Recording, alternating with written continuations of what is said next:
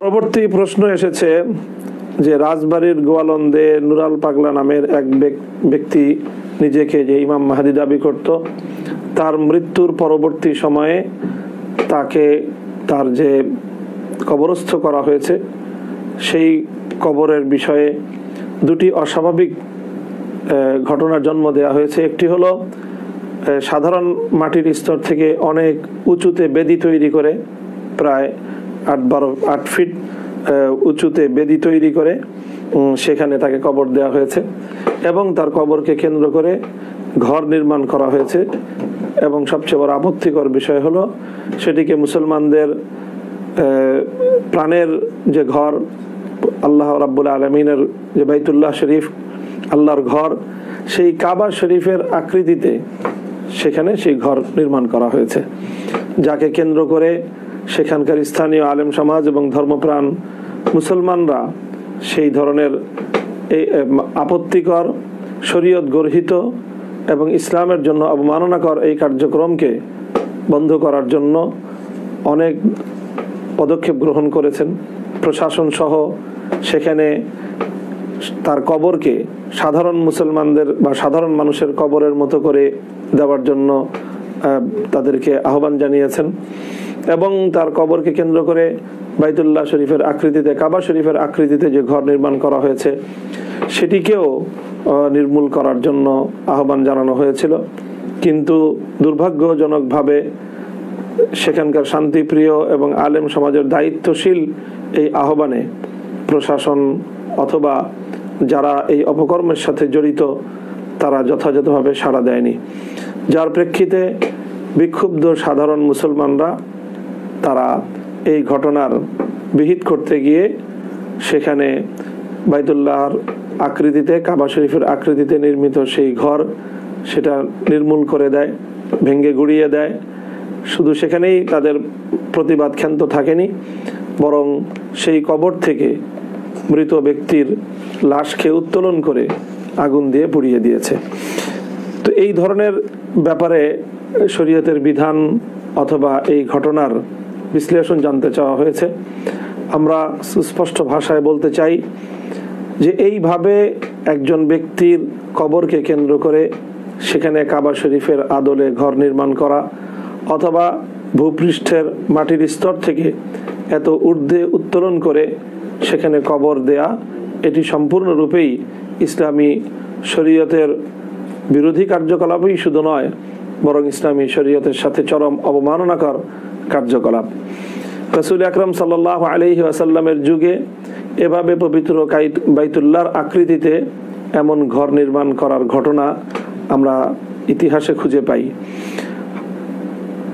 এই ইয়ামানে জুল খালাসা নামে একটি ঘর, যেটিকে তারা কাবাতুল ইয়ামানিয়া নাম দিয়ে তেমন একটি ঘর নির্মাণ করেছিল এবং সেই ঘরকে কেন্দ্র করে শরীয়ত গর্হিত অনেক ধরনের কার্যকলাপের আখড়া বসিয়েছিল।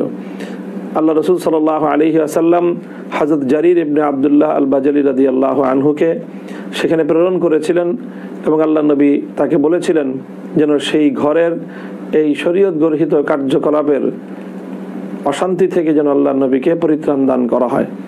হযরত জারির তার সঙ্গী সাথীদেরকে নিয়ে সেই জুল খালাসা নামক ইয়ামানি কাবার ঘরকে তিনি শুধুমাত্র গুড়িয়ে দিয়েই ক্ষান্ত হননি, বরং তিনি সেই ঘরকে আগুন দিয়ে পুড়িয়ে ছারখার করে দিয়েছিলেন, ভস্মীভূত করে দিয়েছিলেন, যেই ঘটনা আল্লাহ রাসূল সাল্লাল্লাহু আলাইহি ওয়াসাল্লামের হৃদয়কে প্রশান্ত করেছিল।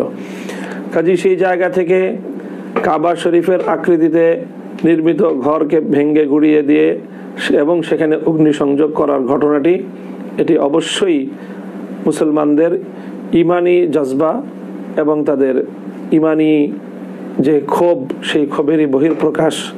কাজেই সেটাকে নিন্দা জানানোর কোনো বিষয় নয়।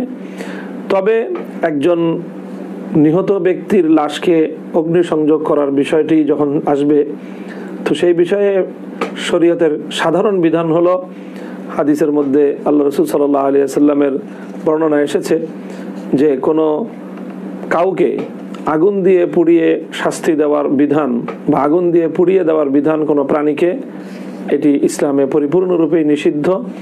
একমাত্র আল্লাহ পাক রব্বুল আলামিনই মানুষকে অথবা পাপীদেরকে এবং অপরাধীদেরকে আগুন দিয়ে পুড়িয়ে শাস্তি দেওয়ার অধিকার রাখেন, যেটা তিনি পরকালে জাহান্নামের আগুনে করবেন। এছাড়া কোনো প্রাণী অথবা কোনো মানুষকে আগুনে পুড়িয়ে মারার নিষেধাজ্ঞা রয়েছে হাদিসের মধ্যে সুস্পষ্ট ভাষায়।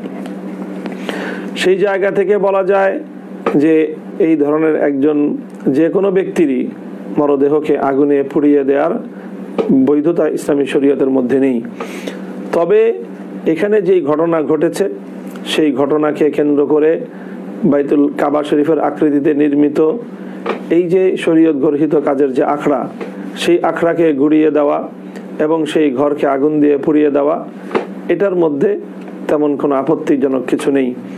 এবং এই লাশ সেখান থেকে উৎখাত করে দেওয়া, এটাও আমি মনে করি যে এটা তেমন আপত্তিকর কোনো বিষয় ছিল না, কারণ এই লাশটা ওখানে থাকলে এটাকে কেন্দ্র করে আবার নতুন করে বা পরবর্তীতে তারা ইসলামী শরীয়ত বিরোধী নানা কার্যকলাপ পরিচালনা করার সেখানে সুযোগ পেত।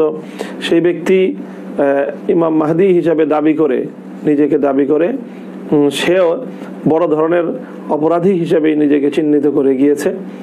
কাজেই সেই ব্যক্তি কোনোভাবেই কারো অনুসরণীয় বা সম্মানের পাত্র হতে পারে না। তাকে কেন্দ্র করে যে ঘটনাগুলো ঘটেছে, এক্ষেত্রে আমাদের অনুসন্ধানে সেখানে সেই লোকের নুরাল পাগলার যে আত্মীয় স্বজন এবং তাকে কেন্দ্র করে যে চক্র সেখানে গড়ে উঠেছে, ইসলাম বিরোধী একটি চক্র, যাদের ইতিমধ্যে আমাদের কাছে যে তথ্য এসেছে সেখানে তারা ওই নুরাল পাগলাকে কেন্দ্র করে মানে খ্রিস্টবাদ প্রচারণার একটা তৎপরতার কথাও গণমাধ্যমে প্রচারিত হয়েছে।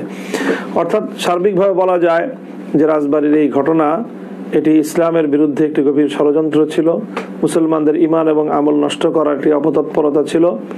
কাজেই সেটার বিরুদ্ধে আলেম ওলামা, ইসলামী নেতৃবৃন্দ নিয়মতান্ত্রিক উপায়ে প্রতিবাদ জানানোর পরেও স্থানীয় প্রশাসন যথাযথ পদক্ষেপ গ্রহণ করতে ব্যর্থ হওয়ায় সাধারণ মানুষের ক্ষোভ এটা তাদেরকে এই গোটা নুরাল পাগলাকে কেন্দ্র করে গঠিত তার সকল আস্তানাকে গুড়িয়ে দিয়েছে।